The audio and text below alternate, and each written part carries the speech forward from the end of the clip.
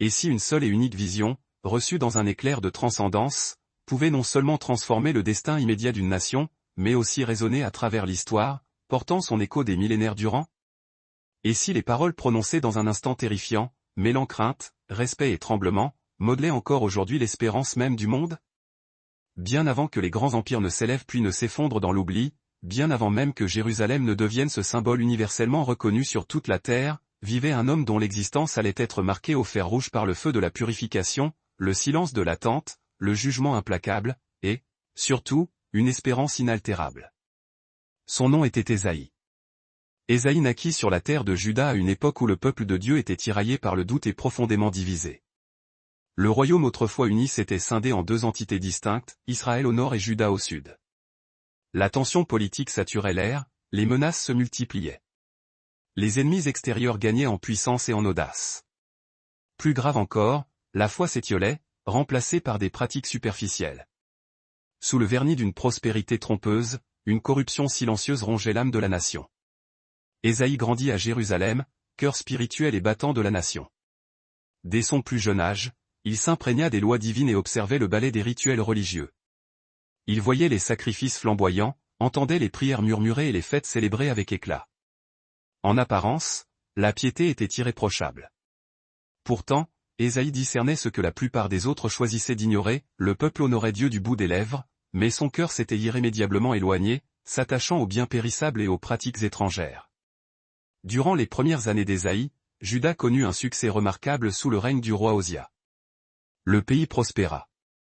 L'armée devint forte. Les cités s'étendaient. La nourriture était abondante.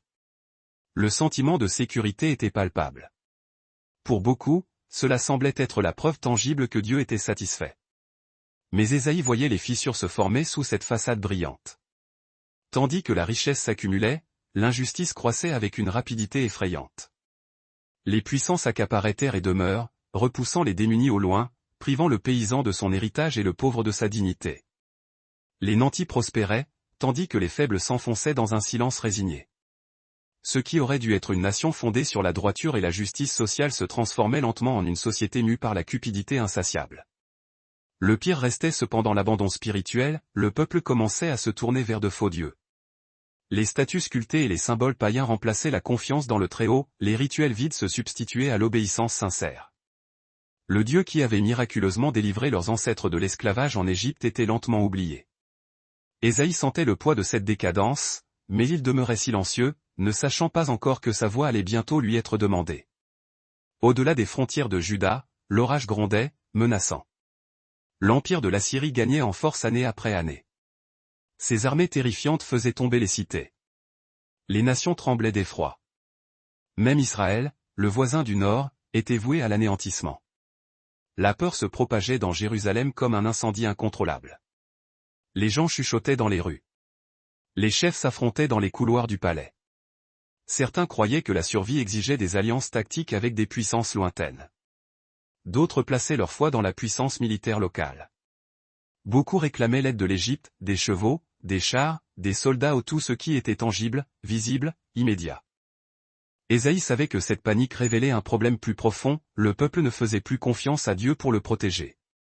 Puis, tout bascula. L'année même où le roi Osia mourut, Ésaïe pénétra dans le temple. C'était un lieu qu'il connaissait bien, un sanctuaire empli d'encens et de prières. Mais ce jour-là ne ressemblerait à aucun autre. Soudain, Ésaïe fut témoin d'une vision qui pulvérisa sa compréhension de la réalité. Devant lui se tenait le Seigneur, hautement élevé, exalté, assis sur un trône si glorieux que la traîne de son vêtement remplissait l'intégralité du temple.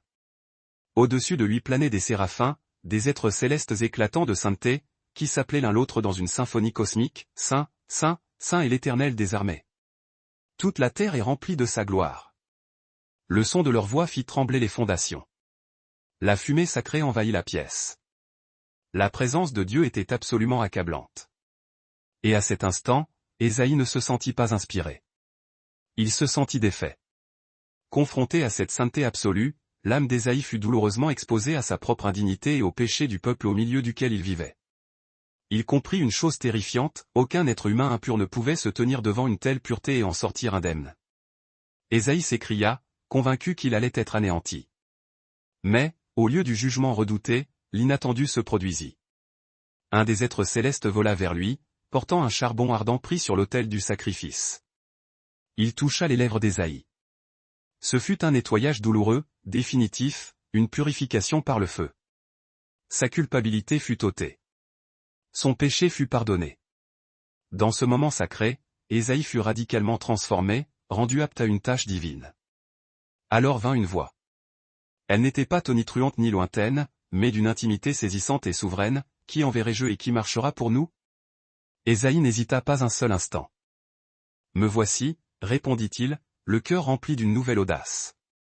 Envoie-moi. Il ignorait encore à quel point le chemin serait ardu. Il ne savait pas combien de fois il serait rejeté, ni combien son message deviendrait pesant. Mais sa vie ne serait plus jamais la même. L'histoire d'Ésaïe, le prophète qui avait vu Dieu, ne faisait que commencer. Ésaïe accepta l'appel de Dieu sans en connaître le coût. La mission qui lui était confiée surpassait tout ce qu'il aurait pu imaginer. Dieu n'envoya pas Ésaïe avec des paroles de réconfort que le peuple désirait entendre. Il l'envoya avec une vérité à laquelle les gens s'opposeraient farouchement. Ésaïe reçut l'ordre de parler à une nation qui allait écouter sans comprendre, de regarder les signes divins sans jamais saisir leur signification profonde. Son message serait d'une clarté limpide, mais les cœurs s'endurciraient et resteraient hermétiquement fermés. Ce n'était pas un appel à la popularité, au succès facile, ou à la reconnaissance publique, mais une exigence de fidélité absolue dans l'adversité. Ésaïe posa alors la question que tout cœur humain aurait formulée face à une telle tâche, « Jusqu'à quand, Seigneur ?» La réponse fut déconcertante. Dieu lui révéla que des jours sombres approchaient. Les villes seraient vidées de leurs habitants, les maisons abandonnées, la terre dévastée par les conquérants. Le jugement tomberait parce que le peuple refusait obstinément de faire demi-tour. Leur orgueil, leur injustice sociale et leur culte hypocrite les mèneraient sur un chemin de souffrance et d'exil. Pourtant, même au cœur de cette sombre prophétie, Dieu déposa une graine d'espérance. Telle une forêt abattue dont il ne resterait qu'une souche desséchée, un reste subsisterait. Un petit noyau fidèle, préservé par Dieu, par lequel il apporterait un jour la restauration promise.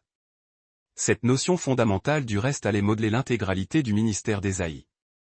Dès lors, Ésaïe parcourut les rues de Jérusalem non plus comme un simple observateur des mœurs, mais comme un messager ardent du Tout-Puissant. Sa voix résonna sur les marchés grouillants, dans les cours de justice et les salles du palais. Ce qu'il voyait le troublait profondément. Le pays était envahi d'idoles. Les gens se prosternaient devant des objets façonnés de leurs propres mains, des fétiches inutiles.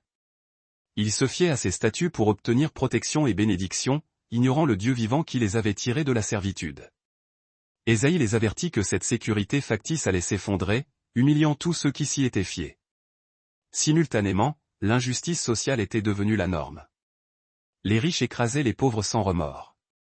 Les dirigeants exploitaient les vulnérables, et les veuves et les orphelins étaient purement et simplement oubliés. Ésaïe ne mâcha pas ses mots.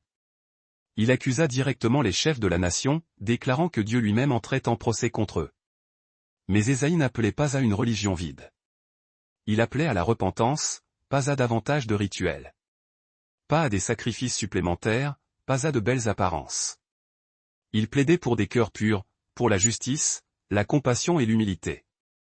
Il rappelait au peuple que la véritable adoration se manifestait dans la manière dont il traitait les plus faibles d'entre eux. Pour aider le peuple à comprendre la gravité de leurs manquements, Ésaïe utilisa une imagerie puissante. Il compara Juda à une vigne soigneusement cultivée. Dieu avait tout fait, il avait défriché la terre, planté les meilleurs ceps, bâti une tour de guet, aménagé un pressoir. Pourtant, à l'heure de la récolte, cette vigne n'avait produit qu'amertume et raisins sauvages. Le message était clair et brutal, le privilège divin sans l'obéissance mène inexorablement au jugement. Alors qu'Ésaïe parlait, la situation politique extérieure devenait plus dangereuse. Deux royaumes voisins, la Syrie et Israël, formèrent une alliance militaire et marchèrent sur Jérusalem. La peur panique s'empara de la cité. Le roi Achaz et son peuple tremblaient comme des arbres agités par une tempête. Dieu envoya Ésaïe directement auprès du roi. « Ne crains point, dit Ésaïe. Reste calme. » Ces menaces ne tiendront pas. Ésaïe pressa Achaz de faire confiance à la souveraineté de Dieu plutôt que de sombrer dans la panique. Il invita même le roi à demander un signe à Dieu, n'importe lequel, aussi grand fût-il. Mais Achaz refusa, non par foi, mais par une peur dissimulée. Derrière ces paroles pieuses, Achaz avait déjà choisi de se fier aux alliances humaines, notamment à la puissance assyrienne, plutôt qu'au Dieu vivant. En réponse à ce manque de foi, Ésaïe prononça une prophétie qui résonnerait à travers les siècles. « Voici, la Vierge concevra, et elle enfantera un fils, et on lui donnera le nom d'Emmanuel, ce qui signifie Dieu avec nous. » C'était un message d'assurance pour l'instant présent et une promesse cosmique pour l'avenir lointain. Le rôle d'Ésaïe se clarifiait. Il ne se contentait pas d'annoncer la sentence et de dénoncer l'hypocrisie. Il désignait quelque chose de plus grand, quelqu'un de plus grand qui viendrait lorsque toute espérance semblerait perdue. Tandis que les rois s'élevaient et tombaient, Ésaïe continuerait de parler, parfois ignoré, parfois raillé, parfois redouté, mais toujours fidèle. Car, une fois que l'on a vu la sainteté de Dieu, une fois que la culpabilité a été ôtée, une fois que la vie a été revendiquée par un appel divin, il n'y a plus de retour en arrière possible. Plus Ésaïe s'enfonçait dans sa mission, plus il devenait évident que ses paroles n'étaient pas destinées uniquement à son époque, mais aux générations à venir. Lu à haute voix dans une synagogue et revendiqué comme accompli. Mais Ésaïe, se tenant fermement dans sa propre époque, ne voyait que des fragments de la plénitude à venir. Pourtant, il fit confiance. À travers le rejet cinglant, les railleries persistantes et les dures épreuves, Ésaïe demeura inébranlablement fidèle. Sa persévérance n'était pas alimentée par le succès extérieur ou la popularité, mais par une conviction profonde et ancrée. Il avait vu la gloire de Dieu de ses propres yeux.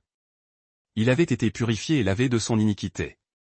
Il avait reçu l'appel, une vocation indélébile. Et c'est en raison de cette expérience fondatrice qu'il continuait de parler sans relâche, même lorsque le peuple s'obstinait à refuser d'écouter. Même lorsque l'avenir s'annonçait sombre et menaçant, même lorsque l'espoir semblait n'être qu'une fragile lueur, Ésaïe savait une chose avec une certitude absolue, Dieu était toujours en train d'écrire l'histoire humaine. Et le chapitre final, loin d'être rempli de destruction et de ruines, déborderait de renouveau, de paix véritable et d'une joie éternelle. Au fil des années, la voix d'Ésaïe, loin de s'affaiblir, se fit plus tranchante et pénétrante. Il avait prophétisé le jugement et l'espérance, l'exil et la restauration, la souffrance et la gloire future. Mais son message prit désormais une orientation nouvelle, se tournant vers l'intérieur, confrontant une menace bien plus insidieuse que toutes les armées étrangères, le cœur humain. Ésaïe établit clairement que le plus grand ennemi d'Israël n'était ni la Syrie menaçante, ni la puissante Babylone. C'était l'orgueil déguisé en religion, un formalisme rituel dépourvu de repentance sincère, un culte dénué de la moindre justice sociale. Les gens continuaient d'apporter leurs sacrifices habituels. Ils chantaient encore des hymnes. Ils se rassemblaient sous le nom de Dieu.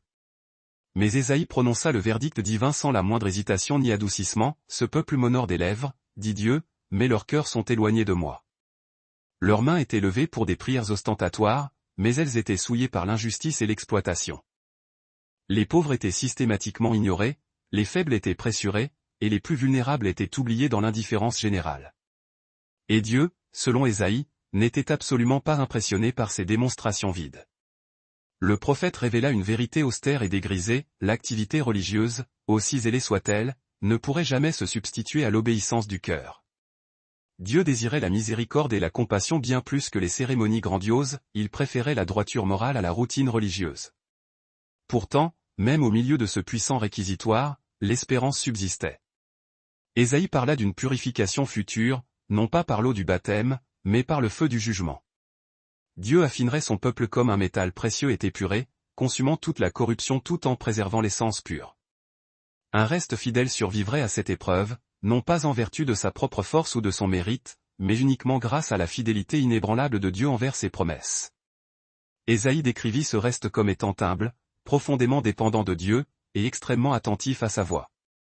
Ils ne placeraient leur confiance ni dans la puissance militaire, ni dans la position sociale, ils s'appuieraient uniquement et totalement sur l'Éternel. De ce reste émergerait quelque chose d'extraordinaire et de nouveau. Ésaïe revint une fois de plus à la figure emblématique du serviteur, mais cette fois-ci, l'accent fut mis non plus sur la souffrance, mais sur la mission. Ce serviteur ne crierait pas et n'écraserait pas les faibles par la force. Il agirait avec une infinie douceur, restaurant ce qui était brisé au lieu de le jeter et de l'abandonner. Un roseau froissé par la tempête ne serait pas cassé. Une flamme vacillante, prête à s'éteindre, ne serait pas étouffée. Ce serviteur apporterait la justice, non pas par la violence ou la force armée, mais par la puissance pénétrante de la vérité, et son influence s'étendrait bien au-delà des frontières d'Israël. Ésaïe déclara que les îles lointaines et les nations distantes attendaient avec impatience son enseignement. Le serviteur serait une lumière resplendissante pour les gentils, ouvrant les yeux des aveugles spirituels et libérant les captifs piégés dans les ténèbres. Le salut s'élargissait, et Dieu révélait ainsi que son plan rédempteur avait toujours été conçu pour embrasser le monde entier. Puis, Ésaïe changea de ton à nouveau, s'adressant directement à la peur qui rongeait le peuple. L'avenir était incertain, l'exil se profilait à l'horizon, et le monde entier semblait instable et menaçant. Alors Dieu, par la bouche d'Ésaïe, offrit un réconfort puissant. « Ne crains point, dit-il, car je t'ai racheté. Je t'ai appelé par ton nom. Tu es à moi. » Dieu rappelait à son peuple qu'il n'était pas abandonné à son sort. Même dans l'exil forcé, même au cœur de la souffrance, même dans la perte la plus profonde, il demeurerait présent. Si tu traverses les eaux tumultueuses, je serai avec toi. Si tu marches dans le feu ardent, tu ne seras pas consumé. Ces promesses n'étaient pas une garantie d'éviter la douleur, mais une assurance de compagnie divine à travers l'épreuve. Ésaïe affirmait clairement que Dieu ne promettait pas un chemin sans difficulté, mais sa présence inébranlable à travers chaque tempête de la vie. Vint alors l'une des déclarations les plus audacieuses d'Ésaïe. Dieu lança un défi ouvert aux idoles des nations. « Racontez-moi l'avenir, dit-il. Déclarez ce qui doit arriver. » Un silence assourdissant s'ensuivit. Ésaïe dévoila les idoles pour ce qu'elles étaient réellement, des objets sans vie, impuissants, incapables d'apporter le salut ou de prédire l'aube du lendemain.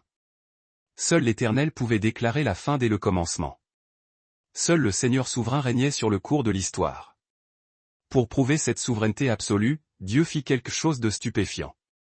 Il annonça des événements concrets bien avant qu'ils ne se produisent. Il parla de la délivrance bien avant que la captivité ne touche à sa fin. Il proclama la restauration alors que le peuple était encore brisé et dispersé. Dieu démontrait ainsi que l'espérance qu'il offrait n'était pas une simple pensée illusoire, mais qu'elle était solidement ancrée dans sa souveraineté divine. Ésaïe pressa le peuple de répondre à cette révélation. « Revenez, dit-il.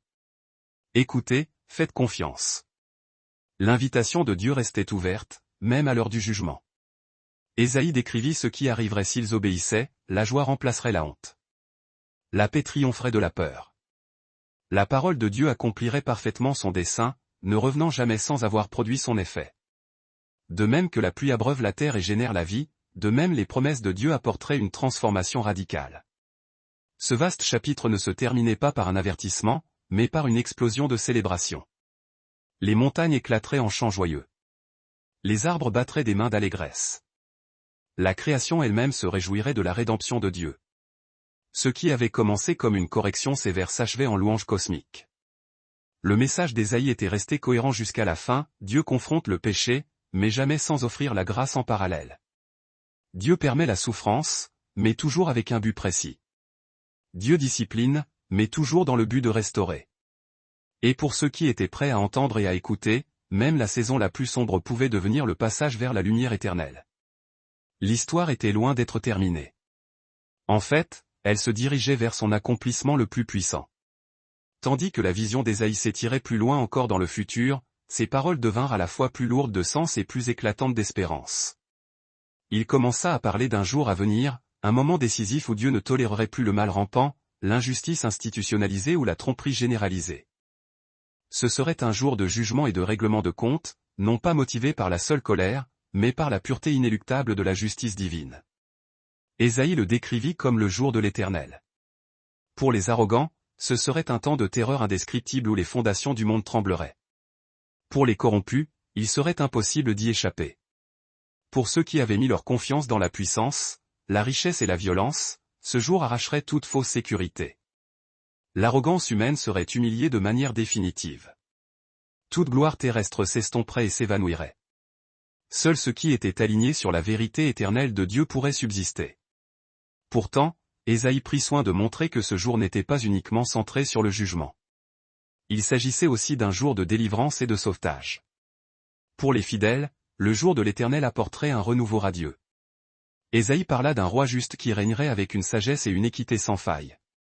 Contrairement au souverain que le peuple avait connu, ce roi gouvernerait avec impartialité, défendant les pauvres, protégeant les faibles, et établissant la paix par la droiture et la justice plutôt que par la force brutale.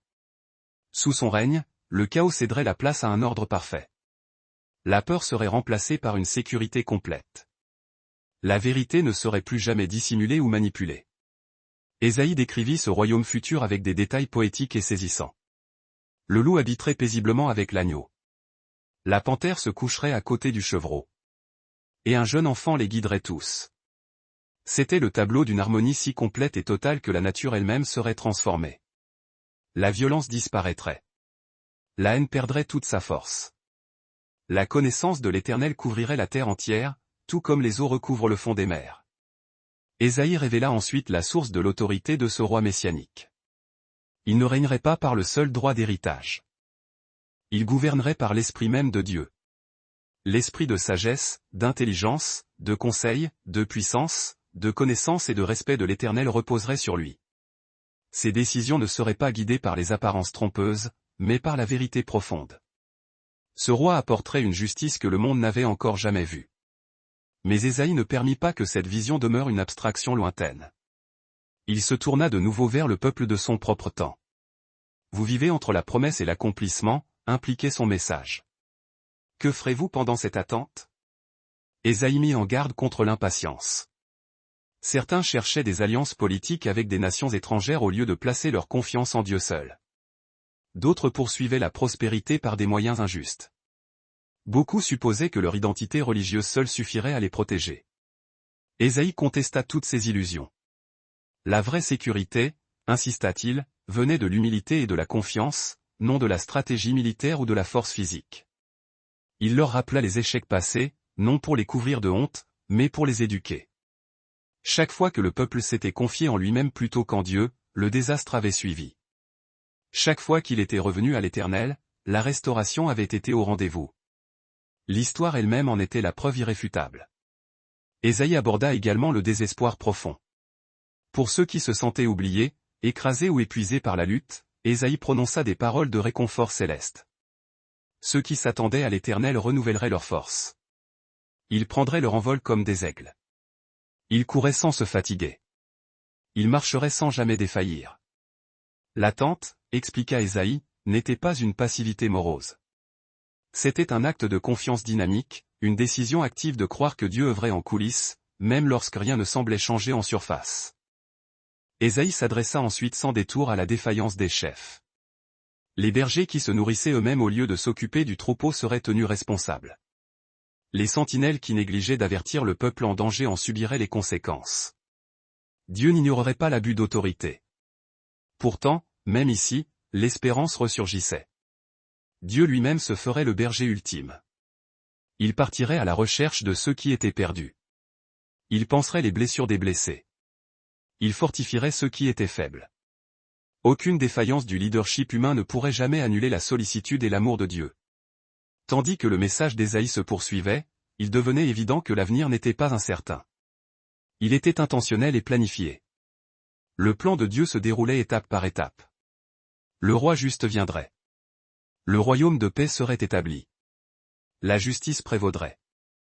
Mais en attendant ce jour, Ésaïe exhortait le peuple à vivre différemment, à choisir la droiture dans un monde corrompu, à rechercher la justice dans un système injuste, à faire confiance à Dieu même dans les saisons de silence apparent. Les paroles d'Ésaïe n'étaient pas destinées uniquement à prédire l'avenir lointain. Elles visaient à façonner le présent. Chaque génération se tiendrait entre ce que Dieu avait promis et ce qui n'était pas encore pleinement apparu. Et dans cet intervalle, le message d'Ésaïe résonnait toujours. Ne craignez pas les bouleversements du monde. N'enviez pas la puissance des orgueilleux. Ne perdez pas l'espérance pendant l'attente, car le même Dieu qui a promis la paix est assez fidèle pour la réaliser de manière certaine. Alors que le message d'Ésaïe atteignait ses mouvements finaux, ses paroles devinrent profondément personnelles. Il ne s'adressait plus seulement aux nations ou aux rois, mais aux individus blessés, aux personnes épuisées par l'échec, l'exil et les prières restées sans réponse. Ésaïe comprenait une vérité essentielle, l'espérance doit atteindre le cœur, et non seulement l'avenir. Il parla d'un Dieu qui ne se contentait pas de régner à distance depuis les cieux, mais qui faisait alliance et demeurait avec les humbles. Un Dieu qui prêtait attention à l'esprit brisé et écoutait l'âme tremblante. C'était une image radicale. Beaucoup croyaient que Dieu favorisait les puissants, les couronnait de succès, les confiant en eux-mêmes. Ésaïe pulvérisa cette présomption. Dieu était proche de ceux qui se sentaient petits, écrasés et oubliés. Ésaïe avertit que la religion sans humilité était vide. Le rituel sans compassion était dénué de sens. Dieu n'était pas impressionné par des temples construits en pierre si les cœurs restaient impénitents. Au lieu de cela, Dieu désirait la sincérité. Il désirait une obéissance née de l'amour, et non de la peur. Il désirait une repentance qui menait à la transformation interne, et non à une simple performance extérieure. Puis Ésaïe revint au thème du contraste. Deux chemins s'offraient au peuple. L'un menait à l'orgueil, à faire ce qui était juste à ses propres yeux, à étouffer la conviction et à remodeler la vérité pour qu'elle corresponde au confort personnel. Ce chemin, affirma Ésaïe, se terminerait dans le vide et l'épuisement. L'autre chemin menait à la reddition et à l'abandon confiant à Dieu. Ceux qui écoutaient la voix de Dieu trouveraient la paix. Ceux qui lui faisaient confiance expérimenteraient la joie, non parce que la vie deviendrait facile, mais parce qu'ils ne seraient plus jamais seuls. Ésaïe décrivit le destin des fidèles avec des images vives et lumineuses. Ils hériteraient de la joie véritable. Ils se réjouiraient de ce que Dieu avait créé. Leur labeur ne serait jamais vain. Leurs enfants seraient bénis. Dieu promettait un avenir où la vie ne serait plus interrompue prématurément par le désespoir. Où les gens construiraient et jouiraient du travail de leurs mains. Où la douleur ne dominerait plus l'histoire. Ésaïe révéla alors l'une des visions les plus étonnantes de toutes. Dans cet âge à venir, dit Dieu, l'harmonie atteindrait même l'ordre de la création. Le loup et l'agneau se nourriraient ensemble. Le lion mangerait de la paille comme le bœuf. Rien ne détruirait ni ne ferait de mal sur toute la sainte montagne de Dieu. C'était un tableau d'une restauration complète. Non seulement les cœurs humains, mais le monde entier serait guéri des effets dévastateurs du péché. Ésaïe rendit clair que ce n'était pas une fantaisie utopique. C'était une promesse divine. Mais il avertit aussi que tous n'accueilleraient pas cette restauration avec joie. Ceux qui s'accrochaient obstinément à la rébellion ne trouveraient pas la paix. Ceux qui rejetaient les voies de Dieu expérimenteraient la séparation, non pas parce que Dieu la désirait, mais parce qu'il l'avait choisie. La miséricorde de Dieu était infiniment large, mais elle n'était jamais forcée. Le message d'Ésaïe contenait à la fois l'invitation généreuse et la conséquence inéluctable. Puis, la voix du prophète changea encore une fois, se tournant vers l'urgence. Dieu appelait son peuple à répondre maintenant, sans délai. Le retard comportait un grand danger. L'indifférence avait un coût spirituel. Ésaïe leur rappela que la vie elle-même était fragile. Le temps n'était pas garanti. Chaque génération devait choisir à qui elle ferait confiance. Le chapitre se concluait par un contraste frappant. D'un côté, le réconfort, la restauration et la vie abondante. De l'autre, l'agitation, l'insatisfaction et la perte. Ésaïe ne chercha pas à manipuler. Il ne menaça pas. Il présenta la vérité clairement et laissa la décision entre les mains de l'auditeur. Alors que le livre touchait à sa conclusion, Ésaïe se tenait comme un témoin irréfutable. Il avait vu la sainteté de Dieu. Il avait fait l'expérience de son pardon transformateur. Il avait fidèlement transmis le message de Dieu. Tous n'avaient pas écouté. Beaucoup avaient résisté. Certains s'étaient moqués. Mais Ésaïe parla quand même, car la vérité ne se mesurait pas à l'acceptation populaire.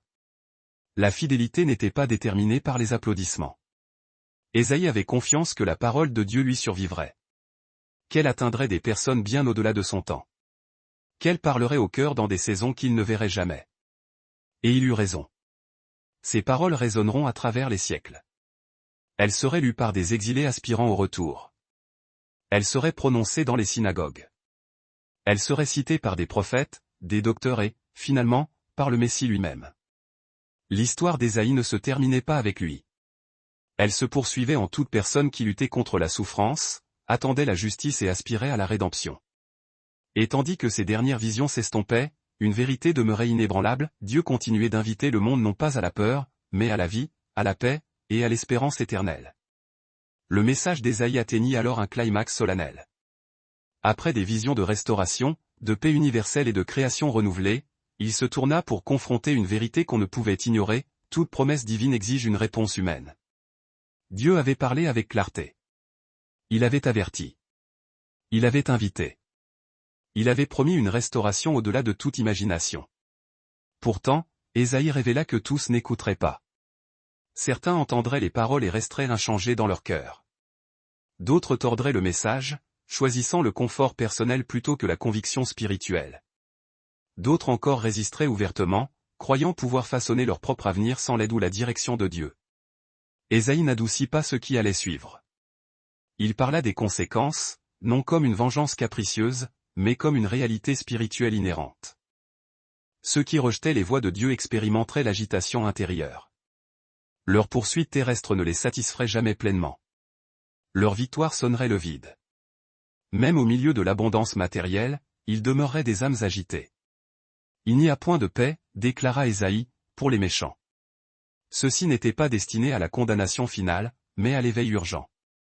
Ésaïe voulait que le peuple comprenne que la paix n'était pas une circonstance extérieure. Elle était relationnelle. Elle provenait d'un alignement total avec Dieu, et non d'un contrôle illusoire sur sa propre vie. Simultanément, Ésaïe rappela aux fidèles que Dieu les voyait. Ceux qui se sentaient négligés, ceux qui souffraient en silence, ceux qui restaient obéissants alors que les autres prospéraient dans l'iniquité. Dieu ne les avait pas oubliés. Ésaïe décrivit comment l'Éternel agirait de manière décisive en faveur de la justice. Il confronterait l'oppression. Il exposerait l'hypocrisie religieuse. Il interviendrait là où les systèmes humains avaient échoué. Dieu lui-même entrerait dans l'histoire, non pas comme un observateur distant, mais comme un défenseur juste et armé pour le combat. Ésaïe brossa un tableau puissant de Dieu en tant que guerrier vêtu de la droiture, combattant non pour la conquête territoriale, mais pour la rédemption.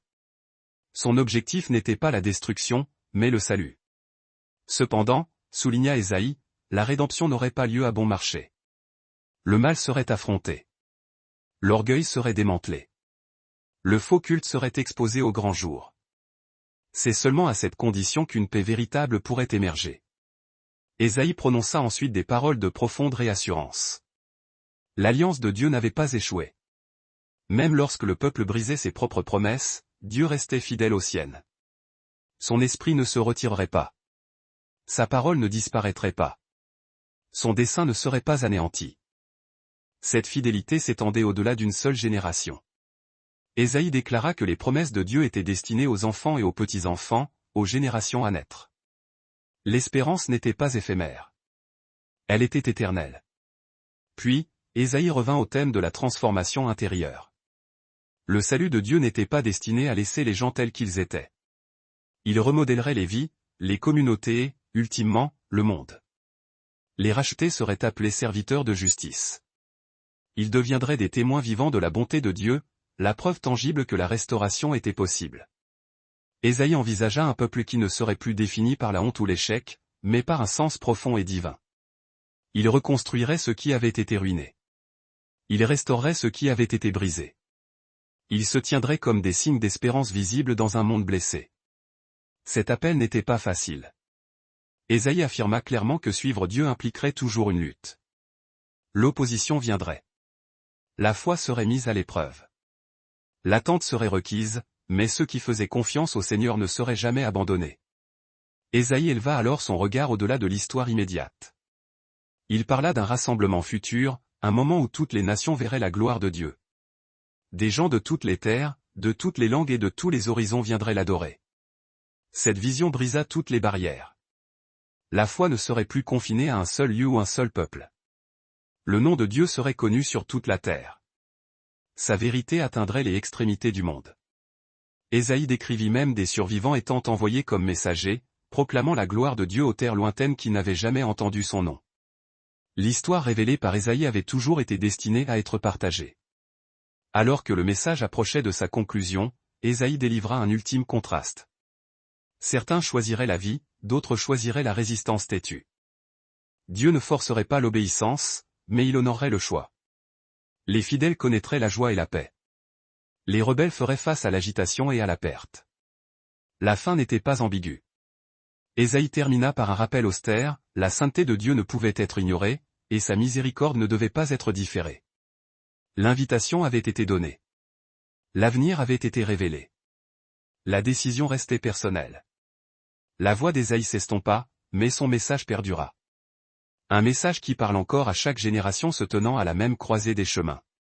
Ferez-vous confiance à votre propre voix ou ferez-vous confiance au Dieu qui promet la vie au-delà du moment présent?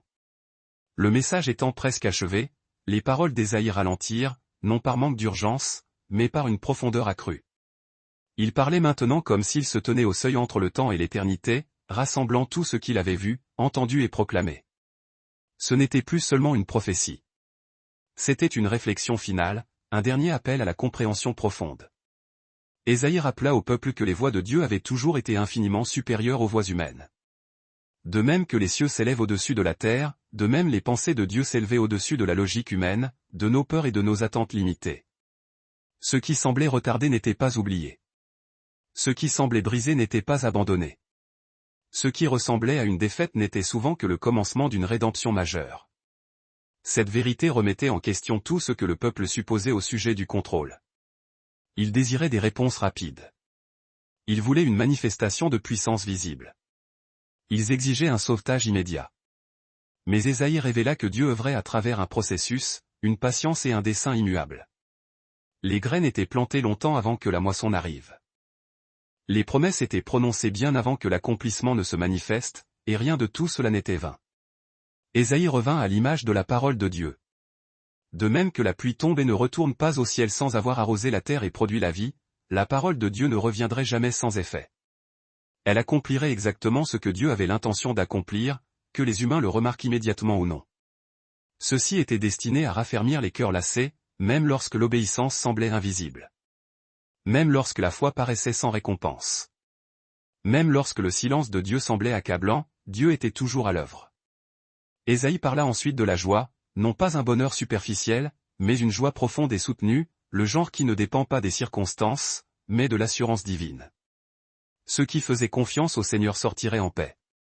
Ils seraient guidés avec confiance, non parce que la vie serait facile, mais parce que leur direction était assurée et éternelle. La création elle-même, dit Ésaïe, répondrait. Les montagnes chanteraient, les arbres claqueraient des mains. C'était un langage poétique, mais le sens était clair. Lorsque Dieu restaure, l'impact est cosmique. La rédemption n'est jamais une œuvre mineure. Elle atteint toujours plus loin que ce qui est attendu. Puis Ésaïe se tourna vers l'héritage spirituel. Il parla de la manière dont le salut de Dieu laisserait un signe éternel, quelque chose qui ne serait pas coupé ou oublié. Ce que Dieu faisait résonnerait au-delà d'une seule vie, au-delà d'une seule nation, au-delà d'un seul moment de l'histoire. Ésaïe voulait que le peuple comprenne qu'il faisait partie de quelque chose de bien plus grand que lui-même. Leur obéissance comptait. Leur foi comptait. Leurs choix façonneront des générations qu'ils ne rencontreraient jamais. Cette réalisation portait un poids de responsabilité. Ésaïe reconnut que tous ne réagiraient pas de la même manière. Certains s'adouciraient, d'autres s'endurciraient, certains reviendraient au Seigneur, d'autres résisteraient jusqu'à la fin. Mais la responsabilité de proclamer la vérité ne dépendait pas du résultat observable. Ésaïe lui-même en était la preuve vivante. Il avait proclamé le message de Dieu à travers le rejet, l'incompréhension et le danger. Il avait vu des rois mépriser la sagesse la plus élémentaire, et des nations entières s'acheminer inexorablement vers l'exil, marchant vers l'abîme les yeux grands ouverts. Pourtant, le prophète n'avait jamais permis au désespoir d'éteindre la flamme de sa vocation. Pour Ésaïe, la fidélité ne se mesurait pas au succès visible ou à l'approbation populaire, mais uniquement à l'obéissance inconditionnelle à la parole reçue. Ces paroles se firent alors d'une clarté presque didactique, comme un guide gravé pour ceux qui écouteraient dans les siècles à venir, chercher l'Éternel pendant qu'il se laisse trouver, invoquer-le tandis qu'il est proche. Non pas que Dieu fût réellement distant, mais l'âme humaine, elle, pouvait s'endurcir et devenir sourde au murmure de l'esprit. Le délai, cette procrastination spirituelle, était la plus dangereuse des illusions. L'indifférence, un poison lent et coûteux. Ésaïe pressait ses auditeurs de répondre immédiatement, non par une peur panique du jugement, mais par saisie de l'opportunité divine. La miséricorde de Dieu était présente, son invitation lancée, le pardon accessible. Mais il soulignait avec gravité que cette proximité palpable n'allait pas durer éternellement. Ésaïe concluait cette section par une confiance sereine, inébranlable, Dieu achèverait l'œuvre qu'il avait entreprise. L'exil arriverait, certes, mais le retour était tout aussi certain. La souffrance serait inévitable, mais la guérison la suivrait. La mort marquerait l'histoire, mais la vie, en fin de compte, aurait le dernier mot, le mot de la résurrection. Ceci n'était pas de l'optimisme facile ou de la pensée magique. C'était une conviction absolue, forgée par la rencontre. Ésaïe avait vu le Saint d'Israël. Il avait entendu la voix souveraine. Il avait porté le message. Et maintenant, Se tenant au bord de son voyage prophétique, il laissait aux générations futures un fondement si solide qu'il pourrait traverser des siècles d'attente. Ce legs tenait en 3 piliers, mettre sa confiance en l'Éternel. Marcher avec humilité. S'accrocher fermement à l'espérance. Car même lorsque le cours de l'histoire semble incertain et chaotique, le Dieu qui l'écrit, lui, ne change jamais. Tandis que le message d'Ésaïe s'orientait vers sa résolution finale, le champ d'application se réduisait, passant des nations et des générations à l'âme individuelle. Après avoir révélé la puissance de Dieu sur l'histoire, la création et les rois terrestres, Ésaïe abordait la question la plus profondément personnelle, qu'est-ce que cela signifie pour toi? Il rappelait inlassablement au peuple que l'invitation de Dieu avait toujours été ouverte, mais qu'elle exigeait une réponse active. La foi n'était jamais un héritage automatique. Faire partie d'une nation élue n'était pas une garantie d'avoir un cœur transformé. Chaque personne devait opérer un choix personnel. Ésaïe parlait avec franchise de cette tendance humaine à résister à ce choix crucial. Les gens préféraient ce qui leur était familier, même lorsque ces habitudes étaient manifestement destructrices. Ils s'accrochaient à des schémas qui engourdissaient toute conviction. Ils se persuadaient que le délai était inoffensif et qu'il y aurait toujours du temps plus tard. Mais Ésaïe mettait en garde, l'engourdissement spirituel ne se produit pas subitement. Il s'installe lentement, à travers une indifférence répétée. Entendre sans écouter, voir sans comprendre, connaître la vérité sans agir en conséquence.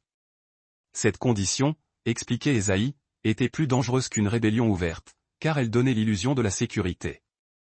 Pourtant, Ésaïe refusait d'achever son discours dans le désespoir. Il rappelait au peuple que Dieu était le spécialiste de la restauration de ce qui semblait inaccessible. Aucun cœur n'était trop endurci, aucun échec trop définitif, aucune distance trop grande. Dieu en avait déjà donné la preuve éclatante, il pardonnait la rébellion. Il restaurait après l'exil. Il guérissait après le jugement. Le même Dieu qui disciplinait était celui qui accueillait le retour. Ésaïe présentait le repentir non comme une humiliation, mais comme un acte de liberté radicale. Se retourner vers Dieu n'était pas une perte. C'était une délivrance. Délivrance de la culpabilité, délivrance de la peur, délivrance du fardeau de responsabilité qu'il n'était pas censé porter seul. Ésaïe décrivait Dieu comme celui qui pardonne avec empressement, et non à contre-cœur. La miséricorde ne lui était pas arrachée de force. Elle émanait de sa nature même. Puis, Ésaïe revenait une dernière fois à l'image puissante du serviteur. Ce serviteur n'apporterait pas seulement la justice et la guérison, il porterait les fautes d'une multitude. Il intercéderait pour ceux qui s'étaient égarés. Son obéissance rendrait possible la restauration d'autrui. Les paroles d'Ésaïe étaient lourdes de sens prophétique. Il parlait de substitution, de sacrifice, d'un amour s'exprimant à travers la souffrance. Bien qu'Ésaïe ne discernât pas encore l'image complète, il faisait confiance au plan de rédemption de Dieu, certain qu'il serait à la fois achevé et suffisant. Ésaïe s'adressait ensuite directement aux fidèles. À ceux qui se sentaient insignifiants dans un monde corrompu. À ceux qui s'efforçaient de vivre justement tout en étant cernés par le compromis. À ceux qui se demandaient si l'obéissance valait réellement le prix à payer. Ésaïe les assurait que Dieu voyait tout. Aucun acte de foi n'était vain. Aucun moment d'endurance n'était ignoré. Aucune larme ne passait inaperçue. La récompense de Dieu, affirmait Ésaïe, n'était pas toujours immédiate, mais elle était absolument certaine. Il évoquait un héritage futur, une part dans la victoire, la joie et la paix définitive de Dieu. Ceux qui alignaient leur vie sur les desseins de Dieu trouveraient un sens qui dépassait le succès ou l'échec dans cette vie présente. Ésaïe reconnaissait également la souffrance. Suivre Dieu ne garantissait pas une vie facile. Certains feraient face à l'opposition. D'autres subiraient la perte. La fidélité pouvait coûter cher, mais la souffrance, elle, n'était pas dénuée de sens. Dieu l'utiliserait. Dieu la rachèterait. Dieu la transformerait en témoignage. Ésaïe encourageait le peuple à ancrer son espérance non pas dans les résultats immédiats, mais dans le caractère immuable de Dieu. Dieu était fidèle. Dieu était juste. Dieu était compatissant. Ces vérités fondamentales ne changeaient pas avec les circonstances. Tandis que les paroles d'Ésaïe se poursuivaient, son ton devenait presque pastoral, doux, rassurant, stable. Il rappelait au peuple qu'ils n'étaient jamais seuls dans leur voyage. Dieu marchait avec eux. Dieu les guidait. Dieu les fortifiait. Même lorsque le sentier se perdait dans l'incertitude, Dieu restait présent. Le message d'Ésaïe résonnait alors comme une main tendue à travers le temps, ne renoncez pas. Ne perdez pas courage. Ne confondez pas le délai avec l'absence, car le même Dieu qui avait commencé l'histoire était toujours en train de la mener à son achèvement. Et pour ceux qui acceptaient de lui faire confiance pleinement, honnêtement, totalement, la fin de l'histoire ne serait pas la perte. Ce serait la vie restaurée, l'espérance accomplie et une paix sans fin. Le message d'Ésaïe atteignait maintenant une ultime convergence spirituelle. Après avoir affronté les nations, les systèmes, les dirigeants et les âmes individuelles, il attirait l'attention sur une dernière réalité, l'histoire de Dieu ne se termine pas par un avertissement. Elle se termine par un dessein. Tout ce qu'Ésaïe avait annoncé pointait vers un avenir façonné non par le chaos aveugle, mais par une intention souveraine. Dieu ne réagissait pas aux échecs humains. Il les rachetait. Ésaïe rappelait au peuple que l'histoire elle-même évoluait sous l'autorité de Dieu. Les empires s'élevaient et s'écroulaient. Les frontières se déplaçaient et les générations passaient, mais rien n'échappait à la conscience divine. Ce qui paraissait aléatoire était guidé. Ce qui semblait retardé était chronométré. Ce qui semblait brisé était en réalité préparé pour la restauration. Ésaïe mettait ses auditeurs au défi d'arrêter d'interpréter la vie uniquement à travers ce qu'ils pouvaient percevoir. La vision humaine était limitée, étroite. La vision de Dieu était complète. Là où il voyait l'exil, Dieu voyait l'affinage. Là où il voyait la perte, Dieu voyait la redirection. Là où il voyait des fins, Dieu voyait des commencements. Ésaïe abordait ensuite la question de l'identité. Le peuple avait commencé à se définir par ses échecs, sa captivité et sa honte. Ésaïe rejetait catégoriquement ce récit. Vous êtes mes témoins, déclarait Dieu par sa bouche. Pas des victimes, pas des restes oubliés, pas des gens mis au rebut, mais des témoins. Ils étaient la preuve vivante de la fidélité de Dieu. Choisis non pas parce qu'ils étaient parfaits, mais parce que Dieu tenait ferme à ses promesses éternelles. Ésaïe soulignait que cette identité entraînait la responsabilité de vivre différemment, de refléter la justice de Dieu, d'incarner la miséricorde dans un monde cruel. Leur vie devait pointer au-delà d'eux-mêmes. Ésaïe abordait également la fatigue. Certains étaient lassés de croire. D'autres étaient épuisés d'attendre. Beaucoup avaient perdu l'espoir qu'un changement surviendrait un jour. Ésaïe parlait directement à cet épuisement, Dieu ne se fatigue pas. Dieu ne perd pas sa force. Dieu n'abandonne pas son dessein. Même lorsque la force humaine s'effondrait, Dieu restait inébranlable. Ceux qui s'appuyaient sur lui trouveraient une endurance renouvelée. Pas toujours par des manifestations spectaculaires, mais par une résilience silencieuse. La force de tenir debout quand tout le reste s'écroulait. Le courage de rester fidèle quand le compromis semblait la voie la plus aisée. Ésaïe leur rappelait que l'attente n'était pas du temps perdu. L'attente façonnait la confiance. L'attente affinait la foi. L'attente préparait les cœurs pour ce qui allait venir. Puis, les paroles d'Ésaïe se tournaient de nouveau vers l'avenir, plus claires, plus ciblées. Il parlait d'une restauration finale qui surpasserait tout ce qui avait précédé. Cet avenir ne réparerait pas simplement ce qui était brisé. Il le transformerait intégralement. L'ancienne douleur perdrait sa puissance. La honte passée ne définirait plus l'identité. Même le souvenir de la souffrance s'estomperait en présence de la joie débordante. Ésaïe décrivait un monde réordonné par la seule présence de Dieu. Les gens vivraient sans crainte. Le travail serait significatif, non épuisant.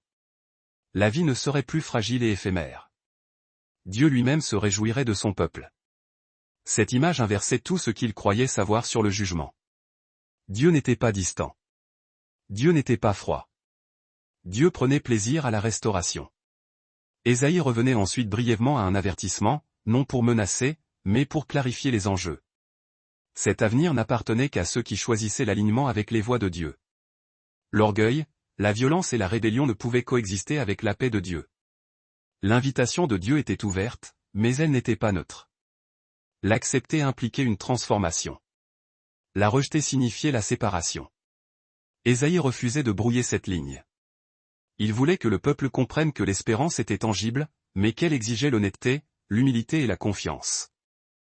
Tandis que la voix prophétique d'Ésaïe s'adoucissait, son message devenait intemporel.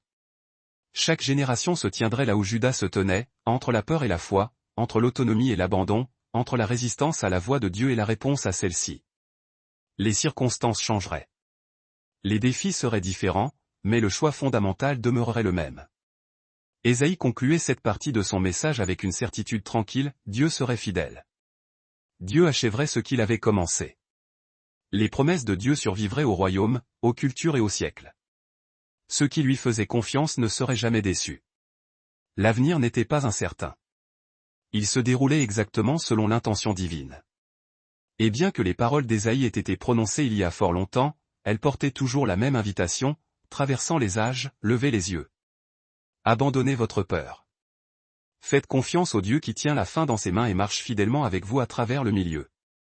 La voix d'Ésaïe atteignait maintenant sa conclusion sereine, non pas par un spectacle de puissance, mais par une clarté essentielle.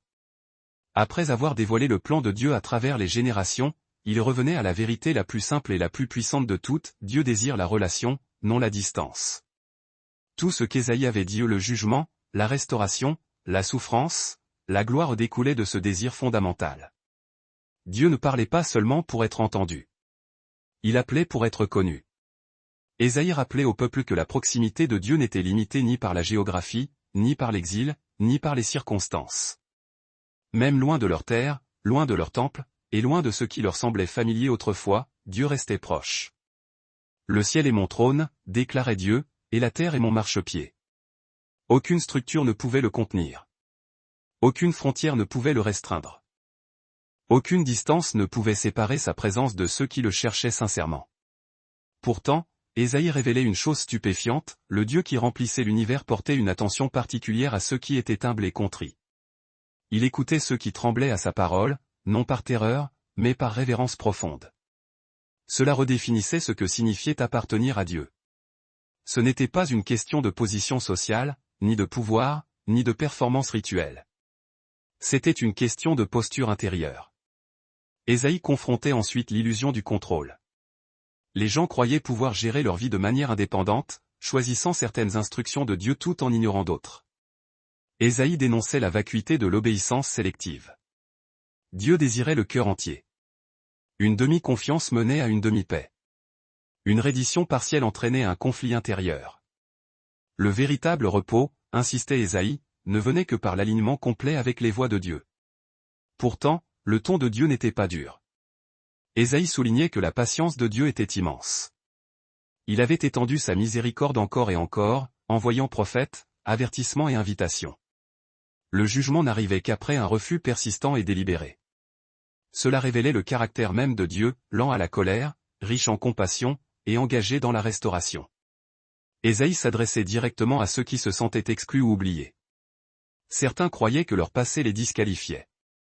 D'autres supposaient que leurs échecs les plaçaient au-delà de la grâce. Ésaïe rejetait ces deux idées. La miséricorde de Dieu n'était pas limitée par l'histoire. Les étrangers qui chercheraient l'Éternel seraient accueillis. Ceux qui étaient autrefois distants trouveraient la joie dans la présence de Dieu. La foi, et non l'ascendance, définissait l'appartenance. C'était une révélation révolutionnaire. Ésaïe décrivait un avenir où l'adoration ne serait plus restreinte par des murs ou des rituels seuls. Le nom de Dieu serait honoré à travers toute la terre. Des gens de toutes les nations se rassembleraient, non par obligation, mais par un désir ardent. Ésaïe revenait ensuite au thème de la joie. Dieu promettait de se réjouir de son peuple comme un parent de son enfant bien-aimé. Ce n'était pas une approbation distante. C'était un délice profond. Leur souffrance n'était pas passée inaperçue. Leur foi n'avait pas été vaine. Leur attente n'avait pas été inutile. Dieu remplacerait la honte par l'honneur. Dieu échangerait la tristesse contre l'allégresse. Dieu transformerait le deuil en louange triomphale. Ésaïe reconnaissait que tous n'accepteraient pas cette invitation. Certains s'accrocheraient à la rébellion. D'autres rejetteraient la correction. Dieu respecterait leur choix, mais la séparation s'ensuivrait. Ce n'était pas de la cruauté, mais la conséquence inéluctable. Ésaïe affirmait clairement que la paix ne pouvait coexister avec la défiance. Mais pour ceux qui écoutaient, la promesse était époustouflante, un monde renouvelé, un peuple restauré, une relation ininterrompue avec Dieu. Les paroles d'Ésaïe résonnaient désormais moins comme une prophétie en cours et davantage comme un adieu solennel. Il avait délivré le message qui lui avait été confié. Il avait dit la vérité au pouvoir. Il avait consolé ceux qui étaient brisés. Il avait révélé un avenir façonné par la fidélité de Dieu. Et maintenant, Ésaïe laissait l'issue là où elle devait être, entre les mains de Dieu. Il avait confiance que la parole de Dieu continuerait d'œuvrer longtemps après que sa propre voix serait réduite au silence. Qu'elle atteindrait les cœurs à des époques dont il ne serait jamais témoin. Qu'elle guiderait les gens se tenant à des carrefours à venir. Le message d'Ésaïe se clôturait par cette certitude inexprimée, Dieu n'abandonne pas ce qu'il commence. Dieu n'oublie pas ce qu'il promet. Dieu ne fait pas défaut à ceux qui lui font confiance. L'histoire qu'Ésaïe racontait n'était pas terminée. Elle continuait de se déployer, génération après génération, vie après vie. Et pour chaque personne désireuse d'écouter, elle portait la même invitation depuis toujours, approchez. Déposez la peur. Choisissez la vie. Car le Dieu qui vous appelle est suffisamment fidèle pour vous porter jusqu'au bout. Le message d'Ésaïe s'installait désormais dans sa perspective finale, celle qui regardait au-delà de la prophétie vers la responsabilité humaine. Après avoir révélé qui est Dieu et ce qu'il fera, Ésaïe pressait une dernière vérité sur ses auditeurs, la révélation mène toujours à la réponse. Connaître les plans de Dieu n'était pas destiné à satisfaire la simple curiosité intellectuelle. C'était destiné à transformer la manière dont les gens vivaient concrètement. Ésaïe leur rappelait que la lumière avait été donnée. Il ne pouvait plus plaider l'ignorance. Il ne pouvait plus se cacher derrière l'incertitude. Dieu avait parlé clairement de la justice, de la miséricorde, de l'humilité et de l'espérance. La question n'était plus « Que fera Dieu ?» La question était « Comment vas-tu vivre maintenant ?» Ésaïe affrontait la complaisance. Certains croyaient que la restauration future excusait le compromis présent. D'autres supposaient que, puisque Dieu promettait la rédemption, leur choix n'avait plus d'importance. Ésaïe démantelait cette pensée dangereuse. L'espérance n'était pas une permission de dériver. La grâce n'était pas un permis d'ignorer la justice. Au contraire, les promesses de Dieu devaient éveiller le sens des responsabilités. Ésaïe appelait le peuple à devenir ce qu'il attendait. S'ils aspiraient à la justice, ils devaient vivre justement. S'ils espéraient la paix, ils devaient la poursuivre activement. S'ils faisaient confiance à l'avenir de Dieu, ils devaient refléter son caractère dans le présent immédiat. La foi, insistait Ésaïe, était visible. Elle se manifestait dans la manière dont les puissants traitaient les faibles, dans la réponse des riches aux besoins des pauvres, et dans le fait de dire la vérité quand le mensonge était la voie de la facilité. Ésaïe revenait à l'image du veilleur. Un veilleur ne contrôlait pas l'issue, mais il était responsable de sonner l'alarme. Le silence face au danger était en soi une forme de culpabilité. Ésaïe avait rempli ce rôle. Leur responsabilité passait maintenant au peuple. Ce qu'ils feraient du message façonnerait leur avenir. Ésaïe abordait aussi le découragement. Vivre fidèlement dans un monde brisé était épuisant. La justice semblait souvent non récompensée. L'injustice paraissait prospérer. Ésaïe reconnaissait cette douleur. Mais il leur rappelait que Dieu voyait l'image complète. Ce qui ressemblait à une perte était souvent une obéissance. Ce qui se faisait sentir comme un délai était souvent une protection. Ce qui semblait invisible était enregistré par Dieu. Ésaïe rassurait les fidèles que l'endurance n'était pas un effort futile. Dieu honorait la persévérance, même lorsque les résultats n'étaient pas immédiatement visibles. Puis Ésaïe élevait leur vision une fois de plus. Il leur rappelait que l'avenir promis par Dieu n'était pas abstrait. Il était certain. Une création restaurée, une humanité guérie, un monde où la peur ne régnerait plus jamais. Cet avenir appartenait à Dieu. Mais ils étaient invités à l'anticiper à travers leur vie. Ésaïe les exhortait à ne pas se conformer au schéma qui les entourait. Les nations s'élèveraient et tomberaient. Les cultures redéfiniraient la vérité. Le pouvoir changerait. Mais la norme de Dieu restait immuable, justice, droiture, fidélité. Ésaïe soulignait que l'allégeance à Dieu les placerait souvent en porte-à-faux avec leur environnement immédiat. Mais le compromis, avertissait-il, portait toujours un coût plus élevé que l'obéissance. Il parlait avec clarté, non avec menace. Ceux qui s'alignaient sur Dieu trouveraient la stabilité même au milieu du bouleversement. Ceux qui résistaient connaîtraient l'agitation même dans le succès apparent. Les paroles d'Ésaïe portaient désormais le poids de l'instruction finale, choisissez l'humilité plutôt que l'orgueil. Choisissez la vérité plutôt que la commodité. Choisissez la confiance plutôt que la peur non pas une seule fois, mais quotidiennement. C'est ainsi, révélait Ésaïe, que le peuple de Dieu survivrait à l'exil, à la souffrance et à l'incertitude. Non pas en contrôlant l'avenir, mais en faisant confiance à celui qui le maîtrisait. Alors que le message touchait à sa fin, le ton d'Ésaïe s'adoucissait à nouveau, empreint de compassion. Il leur rappelait qu'ils ne marchaient pas seuls sur ce chemin. L'Esprit de Dieu les guiderait. La présence de Dieu les soutiendrait. La miséricorde de Dieu les rejoindrait lorsqu'ils trébucheraient. La fidélité n'était pas la perfection. C'était la persistance. Ésaïe avait parcouru cette route lui-même, parlant lorsqu'il était ignoré, tenant bon lorsqu'il était rejeté, faisant confiance lorsque les issues étaient obscures. Maintenant, il transmettait cet appel aux générations suivantes, parce que l'histoire que Dieu racontait était plus grande qu'un prophète, qu'une nation, ou qu'un seul moment dans le temps. C'était une histoire qui continuait de se dérouler, et chaque auditeur se tenait désormais en son sein, détenant un choix qu'Ésaïe avait fait bien avant, écouter la voix de Dieu, faire confiance à ses promesses, et vivre comme si son avenir était déjà en chemin. Alors que l'histoire d'Ésaïe approchait de son horizon final, tout se concentrait sur une unique vérité déterminante, l'avenir de Dieu était certain, mais la réponse de l'humanité restait ouverte. Ésaïe avait parlé du jugement et de la miséricorde, de l'exil et de la restauration, de la souffrance et de la gloire.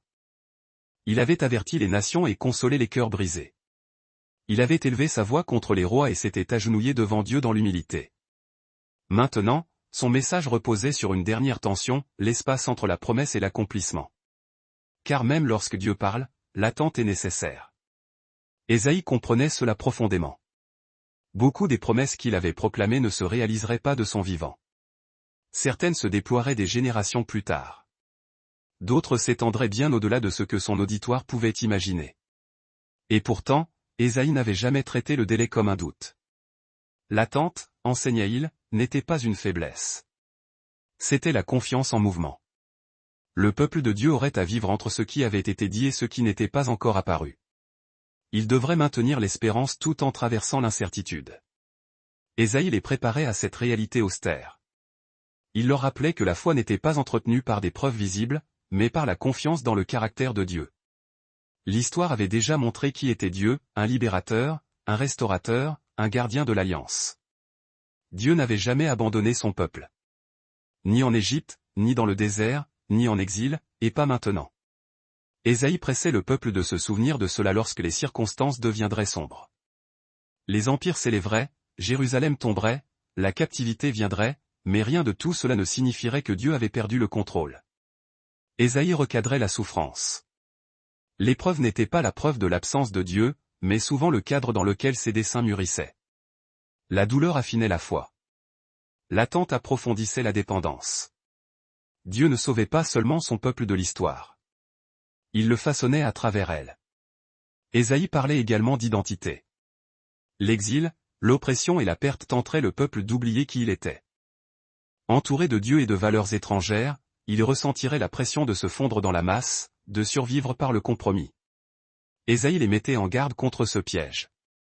Ils n'étaient pas définis par la géographie, ni par le pouvoir, ni par les circonstances. Ils étaient définis par l'alliance. Ils appartenaient à Dieu. Et cette identité impliquait une responsabilité. Ils étaient appelés à être des témoins, à refléter la justice, la miséricorde et la fidélité de Dieu même dans des terres qui ne le reconnaissaient pas. Ésaïe leur rappelait que la lumière de Dieu n'était jamais destinée à être cachée. Même dans l'obscurité, elle devait briller. Il parlait aussi avec tendresse à ceux qui se sentiraient oubliés, à ceux qui crieraient dans l'exil, à ceux qui prieraient et se sentiraient sans réponse, à ceux qui se demanderaient si les promesses s'appliquaient encore à eux. Ésaïe les rassurait, le silence de Dieu n'était pas un abandon. Dieu était à l'œuvre au-delà de ce qu'ils pouvaient voir. Des semences étaient plantées. Des chemins étaient préparés. Des cœurs étaient modelés. Et au temps fixé, Dieu agirait. Ésaïe revenait une fois de plus à la figure du serviteur à venir, celui qui incarnerait le dessein de Dieu. Entièrement. Ce serviteur, empreint d'une patience divine, n'aurait aucune hâte de forcer le calendrier de Dieu. Il marcherait dans une obéissance absolue, acceptant même le chemin de la souffrance et du rejet. Les paroles d'Ésaïe annonçaient ainsi une rédemption qui exigerait un prix inestimable, le don du précieux mais qui assurerait une liberté définitive pour une multitude. Cette espérance soutenait Ésaïe lui-même, lui le prophète dont la fidélité semblait vaine. Il savait que son obéissance ne serait jamais acclamée par la foule, que ses avertissements seraient souvent jetés aux oubliettes et que sa constance pourrait paraître inefficace aux yeux du monde. Pourtant, Ésaïe avait intégré que l'Éternel ne mesurait pas le succès avec des critères humains. La fidélité à la parole avait bien plus de poids que la gloire éphémère. La vérité transcendait le confort illusoire. L'obéissance valait plus que les résultats visibles immédiats. Sa propre existence était devenue le cri prophétique qu'il portait, tenez ferme. Prononcez la vérité, même lorsque les fruits se font attendre et que l'issue semble lointaine. Tandis que sa voix prophétique s'estompait peu à peu, Ésaïe laissait derrière lui bien plus qu'une série de prédictions codifiées. Il léguait une attitude, une manière d'être ancrée dans l'espérance indestructible, fortifiée par une confiance totale et modelée par une inébranlable fidélité. Il avait contemplé la sainteté irradiante de Dieu. Il avait reçu sa miséricorde sans borne. Il avait porté son message, souvent lourd. Désormais, le devenir reposait entièrement entre les mains du Créateur. Et Ésaïe avait cette certitude inaltérable et sereine que ses mains étaient dignes de foi. Peu importait le temps que prendrait l'accomplissement des promesses, peu importait l'obscurité de l'attente, les engagements de Dieu tiendraient bon.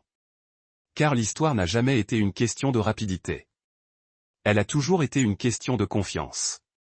Ainsi, la voix d'Ésaïe s'efface lentement du récit historique, mais son message, lui, demeure vibrant. Ce qui a commencé avec un jeune homme à Jérusalem vivant dans un royaume déchiré, s'achève avec une vision qui transcende le temps lui-même.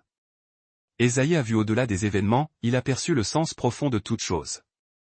Il a vu la main de Dieu se mouvoir avec constance à travers le chaos, le jugement, la miséricorde et l'espérance. L'existence d'Ésaïe nous rappelle une réalité fondamentale, astérisque Dieu n'est jamais absent de l'histoire, même au moment où son silence nous trouble astérisque. Des royaumes s'élevaient et s'effondraient autour d'Ésaïe, tels des châteaux de sable. Des dirigeants prenaient des décisions insensées. Le peuple cherchait une sécurité factice dans la puissance militaire, la richesse accumulée ou des alliances politiques fragiles. Malgré tout ce tumulte, Dieu demeurait souverain, le point fixe de l'histoire. Ésaïe s'était tenu au cœur de cette tension extrême, entre la peur paralysante et la foi active, entre l'échec permanent de l'homme et la fidélité absolue du divin.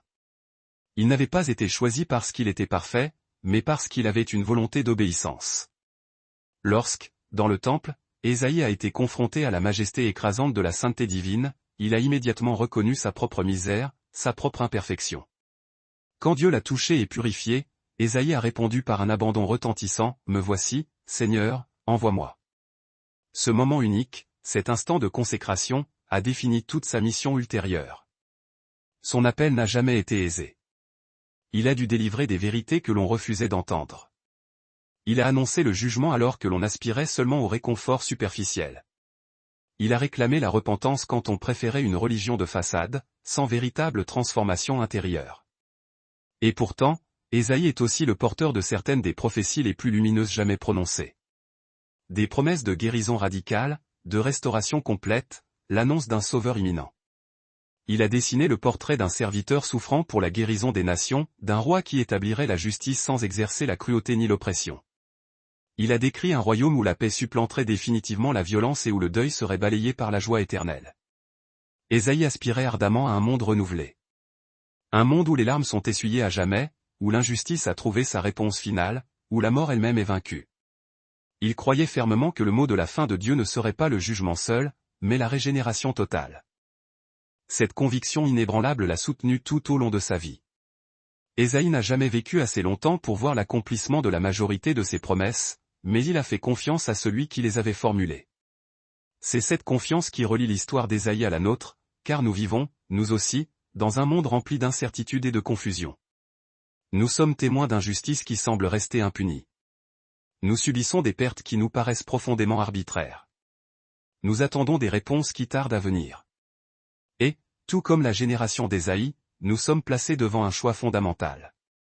Allons-nous mettre notre foi dans ce que nous croyons pouvoir contrôler par nos propres moyens, ou dans le Dieu qui détient le contrôle absolu sur toute chose? Ésaïe nous lance un défi, regarder au-delà de l'immédiat et ancrer notre espérance dans un sol plus profond. Il nous rappelle que la foi n'est pas une attitude passive. Elle doit façonner notre manière de vivre, notre façon de traiter autrui, et notre réaction face à la peur qui nous submerge. La foi écoute attentivement lorsque le monde entier hurle. La foi tient ferme lorsque la foule prend la fuite. La foi fait confiance même quand le chemin devant nous est brumeux et incertain. Le message d'Ésaïe n'est pas enfermé dans un passé lointain. Il interpelle notre présent avec une pertinence brûlante. Il nous appelle à rechercher la justice véritable plutôt que la simple commodité, à choisir l'humilité essentielle plutôt que l'orgueil démesuré, à faire confiance aux promesses de Dieu plutôt qu'aux solutions humaines, souvent bancales. Et par-dessus tout, il nous convie à l'espérance. Ce n'est pas un optimisme léger et illusoire, mais une espérance inébranlable qui prend sa source dans le caractère immuable de Dieu. Le Dieu qu'Ésaïe a rencontré dans la splendeur du temple, le Dieu qui pardonne, restaure et tient ses promesses, est le même Dieu qui nous parle aujourd'hui. L'histoire n'a pas pris fin avec Ésaïe. Elle se poursuit à travers chaque existence qui accepte d'écouter, de faire confiance et de répondre. La question simple mais fondamentale qu'Ésaïe nous pose en héritage est la suivante: lorsque Dieu nous interpelle, lorsque la vérité se révèle, lorsque l'espérance est offerte, comment allons-nous répondre? Si ce voyage à travers la vie et le message d'Ésaïe a résonné en vous, ne laissez pas cette réflexion s'arrêter ici. Partagez ce récit. Méditez ces leçons. Et si vous souhaitez explorer davantage d'histoires bibliques puissantes qui continuent de parler avec force à notre époque, abonnez-vous à cette chaîne et rejoignez-nous dans cette quête de sens. Car les paroles d'Ésaïe nous rappellent une vérité incontournable. Même au cœur des ténèbres les plus profondes, la lumière de Dieu est toujours en train de se lever.